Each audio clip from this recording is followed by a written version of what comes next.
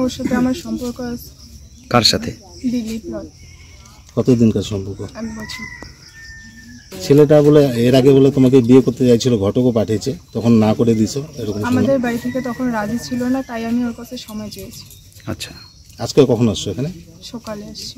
তুমি কি নিজের ইচ্ছা আসছো না কেউ পাঠিয়েছো বাড়িতে? আমি নিজের ইচ্ছায় আসছি। তখন কি তুমি না বলে দিয়েছিলে ওকে? একদম না করি নাই আমি বলছি সময় দাও।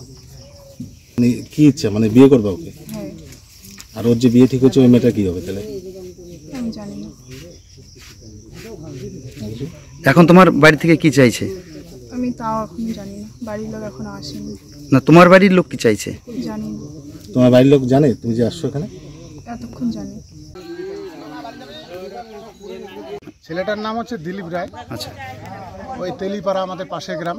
আচ্ছা, 1 বছর আগে নাকি ওই মেয়েটার সঙ্গে সম্পর্ক ছিল। আচ্ছা, সম্পর্কটা সেরকম জোরালো ছিল না আর কি। হ্যাঁ, তো এইবার ঘটনা হচ্ছে যে তারপরে এরা এই ছেলের বাড়ির থেকে বিয়ের প্রস্তাব ওদের বাড়িতে পাঠায়, যেহেতু ছেলে মেয়েদের একটা সম্পর্ক চলছে বা কতটুকু সত্য মিথ্যা তাহলে সামাজিকভাবে হোক, যেহেতু ওনার এক ছেলে নাকি। তারপরে ওরা সেই মানে প্রস্তাবটাকে গ্রহণ করেন, ওরা বরঞ্চ প্রত্যাখ্যান করছে এবং তীব্রভাবে অপমানও করে।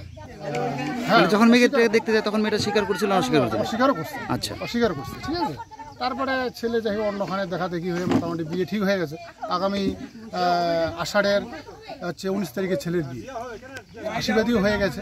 হ্যাঁ, আশীর্বাদী রেজিস্ট্রিও হয়ে গেছে মনে করো, 2 দিকের প্যান্ডেল ট্যান্ডেল কমপ্লিট। ইতিমধ্যে আজকে সকালবেলা এই যে আমাদের পাশের গায়ের যে মেয়ে, হ্যাঁ, ওই মেয়েটা সকালে এসে হাজির।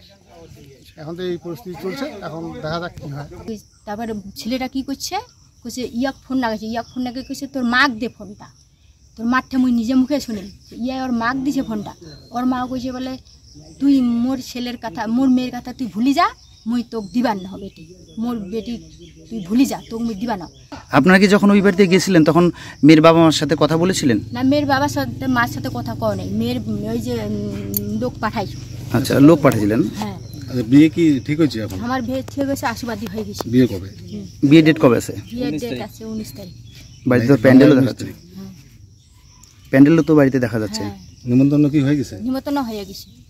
ইমান নিয়ে অনেকদিন কাল্লাম গাছাইছু যে ওটা কেন মেয়ের মাও লোক পাঠাক, মুই যেন লোক পাঠাইছু ওই লোক পাঠাক দেও, মুই তো এইটাই চাইছু।